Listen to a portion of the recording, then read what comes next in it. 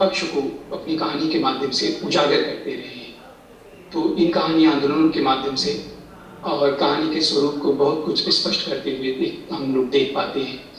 इसी प्रकार से कहानी आंदोलन के साथ ही साथ उपन्यास लेखन के क्षेत्र में भी एक क्रांति होती है और नए नए उसमें भी हम लोग कथा सम्राट के रूप में, उपन्यास सम्राट के रूप में मुंशी प्रेमचंद जी का ही स्मरण करते हैं। मुंशी प्रेमचंद उपन्यास सम्राट भी कहे जाते हैं। और उपन्यास विधा की यदि हम बात करें, उसके विकास पर ध्यान डालें, तो उसे भी अध्ययन के दृष्टि से हमें मुख्य रूप से 4 भागों में विभाजित कर लेना होगा। मुंशी प्रेमचंद के पूर्व हिंदी उपन्यास, मुंशी प्रेमचंद वीर हिंदी उपन्यास और मुंशी प्रेमचंदोत्तर उपन्यास, और फिर नया मुंशी प्रेमचंदोत्तर के बाद जो वर्तमान में उपन्यास लिखे जा रहे हैं। मुंशी प्रेमचंद के पूर्व जो उपन्यास लिखे जा रहे थे, जिनमें मुख्य रूप से परीक्षा गुरु उपन्यास हम लोग देखते हैं, तो परीक्षा गुरु उपन्यास हिंदी साहित्य का पहला उपन्यास माना जाता है, परीक्षा गुरु। और परीक्षा गुरु उपन्यास में जो कथा वस्तु बनाई जाती थी या मुंशी प्रेमचंद के बीच जो उपन्यास लेखन की परंपरा थी, उसमें उपन्यास लेखन का जो मुख्य उद्देश्य था वो केवल मनोरंजन था। कहीं न कहीं उसमें केवल उसका उद्देश्य मनोरंजन तक सीमित था। और मनोरंजन से जो उपन्यास लेखन शुरू हुआ था, वो मुंशी प्रेमचंद जी के युग में आकर के एक बृहद रूप में हमारे सामने उभर कर आता है। मुंशी प्रेमचंद जी प्रारंभिक उनके जो भी उपन्यास हैं वो उर्दू में लिखते थे और कालांतर में वो फिर हिंदी में ही उपन्यास लेखन करने लगे। उनका सेवा सदन हुआ, प्रेमाश्रय हुआ, गोदान हुआ, गबन हुआ, कर्मभूमि, वरदान इत्यादि उनके कई सारे उपन्यास हैं जो मुंशी प्रेमचंद जी ने अपने कार्यकाल अपने समय में लिखा। तो इस तरह से हिंदी उपन्यास लेखन की जो शुरुआत है वो प्रारंभिक रूप में जहाँ उसका विषय वस्तु केवल मनोरंजन था, वो आगे चल करके बहुत बदलाव के रूप में आता है हमारे सामने। तो कहानी लेखन और उपन्यास लेखन इन दोनों को हम लोग भिन्न रूप में नहीं देख सकते हैं और इन्हें कहीं न कहीं एक रूपता के रूप में हमें विचार करना होगा। और यही कारण है कि कहानियों के विकास के रूप में हम जब उनके कालक्रम के रूप में उनको देखते हैं तो काफ़ी कुछ भिन्नता दिखाई देती है। मुंशी प्रेमचंद जी के जो प्रारंभिक कहानी संकलन थे, जिनमें हम लोगों ने बात की कि जैसे सप्त सरोज हुआ, उनका नवनिधि हुआ, प्रेम पूर्णिमा है, प्रेम द्वादशी है, प्रेम प्रतिज्ञा है, प्रेम कुंज है, सप्त सुमन है। इनमें इन कहानी संकलनों में समाज के उन तमाम रूपों का वर्णन किया है उन्होंने और जितने भी भिन्न से भिन्न मंतव्य हो सकते हैं उसको उजागर करने का प्रयत्न किया है। और आचार्य रामचंद्र शुक्ल ने इसीलिए उन्होंने कहानियों की प्रशंसा करते हुए कहा है कि मुख्यतः घटनाएं वही होती हैं इन कहानियों की और इनका जो कथा वस्तु है उनके वर्णन में कोई भिन्नता नहीं है। फिर भी लेकिन उसके भीतर प्रेम का एक जो स्वर्गीय सुख झांक रहा होता है उसे व्यक्त किया जाता है। वो घटनाएं स्वयं नहीं बोलती हैं, रचनाकार घटनाओं के माध्यम से ही नहीं बोलता है, बल्कि उसके जो पात्र हैं वो स्वयं ही उन बातों को सिद्ध कर रहे होते हैं, उसकी अपेक्षा रखते हैं। इसी तरह से कहानी आंदोलनों के रूप में हम लोग देखते हैं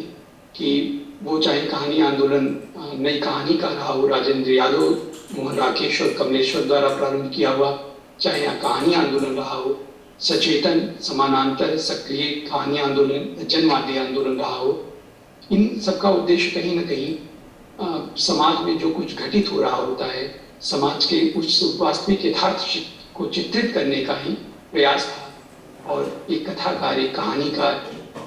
इन्हीं बातों को अपने केंद्र में रखता है, इनके माध्यम से वो समाज को एक नई दिशा देने का प्रयास करता है। कथाकार मार्कंडेय ने इसीलिए जो नई कहानी से उनका आशय था, उन्होंने बराबर इस बात पर ध्यान दिया, बल दिया कि सच्चे अर्थों में जो कलात्मक निर्माण है मनुष्य का, वो इन रचनाओं के माध्यम से होता है, इन उपन्यासों के माध्यम से होता है। और जीवन को कलात्मक रूप में स्थिरित करना ही एक रचना की वास्तविक सफलता है और जीवन के लिए यदि वो रचना उपयोगी है, यदि जीवन में उस रचना का कोई महत्व है या एक नए तरह के पहलू को उद्घाटित करने में वो रचना सफल होती है, तभी वो एक सही और अच्छी रचना मानी जा सकती है। यही दृष्टिकोण कहीं ना कहीं डॉक्टर महिप सिंह जी का भी था, और जैसा कि उन्होंने अपने कहानी आंदोलन के शुरुआत में ही इस बात को स्पष्ट कर दिया था कि कहानी में जो रचनाकार जो कुछ लिखता है, रचने का प्रयत्न करता है, वो केवल लिखने के स्तर पर ही नहीं करता है, यानी कि जी करके जीते हुए जो कुछ को अनुभव करता है, आत्मसात करता है, उसे अपनी रचना के माध्यम से व्यक्त करता है। तो कहानी का या उपन्यास का जो लक्ष्य है वो केवल व्यक्त करना नहीं है, केवल कुछ सृजन करना नहीं है, बल्कि जीवन के खालीपन को पाटना भी, खालीपन को भरना भी एक रचनाकार का दायित्व है। और उसकी रचना का की सबसे बड़ी उपलब्धि है कि किस तरह से उस समाज में व्याप्त जो बुराइयां हैं, जो भ्रष्टाचार है, जो अव्यवस्था है, उसे उजागर करने में सफलता प्राप्त करे। और यही बात समानांतर कहानी आंदोलन में हम देखते हैं कि या आगे चल के उपन्यासकारों में भी देखते हैं कि आम आदमी को प्रतिष्ठित करने का ही उपक्रम इन रचनाओं के माध्यम से, इन आंदोलनों के माध्यम से लगातार किया जाता रहा है। सक्रिय कहानी आंदोलन की जब हम लोग चर्चा कर रहे थे तो उसमें भी हमने देखा कि चेतनात्मक ऊर्जा और जीवंतता कहानी का उद्देश्य होना चाहिए। रचनाकारों ने इसी बात पर बल दिया, और इसी तरह से उपन्यास की दृष्टि से जब हम कहानी के कथा की इस यात्रा का विश्लेषण करते हैं तो उसमें मुंशी प्रेमचंद योगीन जो उपन्यासकार थे, तो मुंशी प्रेमचंद जी स्वयं अपने युग में कई सारे उपन्यास उन्होंने लिखे, और गोदान उनका अंतिम उपन्यास था। और गोदान में जिस तरह से उन्होंने होड़ी, धनिया और गोबर के माध्यम से भारत के उस किसान वर्ग का जीवन चित्रण किया अपने उपन्यास में, आगे के या उनके समकालीन अन्य उपन्यासकारों में जैसे जयशंकर प्रसाद हुए, के समकालीन उपन्यासकारों में जिन्होंने कंकाल तितली, इरावती, तीन ही मुख्य रूप से उपन्यास लिखे थे, और इरावती उनका अधूरा उपन्यास या पूर्ण उपन्यास है। और उनके समकालीन उपन्यासकारों में निराला भी उपन्यास लिख रहे होते हैं। और मुख्य रूप से हम लोग देखते हैं कि उपन्यास विधा या कहानी विधा भारतीय युग की शुरुआत के बाद ही, या भारतीय युग में ही इन दोनों विधाओं का आगे उत्तरोत्तर विकास होता, जन्म होता है और उत्तरोत्तर विकास होता दिखाई देता है। यानी कि 1850 के बाद हमें गद्य लेखन के रूप में सबसे जो सशक्त विधा मिलती है, सबसे जो कहीं ना कहीं मजबूत विधा मिलती है, वो कहानी और उपन्यास है। और इसका लगातार लेखन जारी है। और मुंशी प्रेमचंद जी के उपन्यास के कालखंड में इन उपन्यासकारों के अलावा भारतीय युगीन, द्विवेदी युगीन और छायावर्ती कवियों ने भी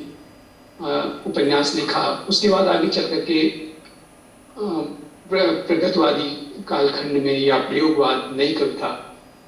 और नई कविता के बाद जो वर्तमान तक हम देखते हैं कि नए नए उपन्यास, नई नई कहानियाँ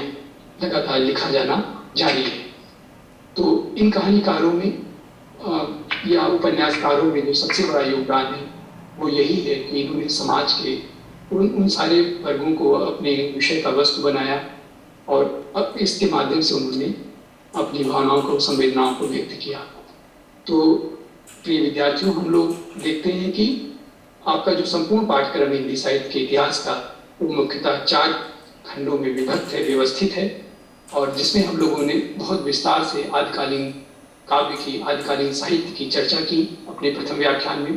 द्वितीय व्याख्यान में हम लोगों ने भक्तकालीन साहित्य की चर्चा की, और इसी क्रम में हमने रीतकालीन काव्य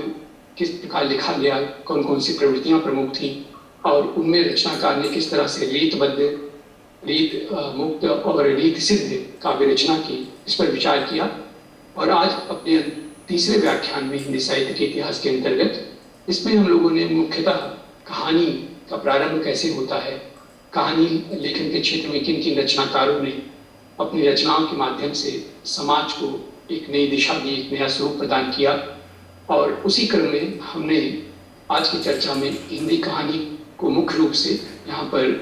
अपने व्याख्यान को उस पर केंद्रित किया और उपन्यास और कहानी में कितनी एक रूपता है, कितना एक दूसरे से दोनों एक रूप है, भिन्न नहीं है, इस पर विचार किया।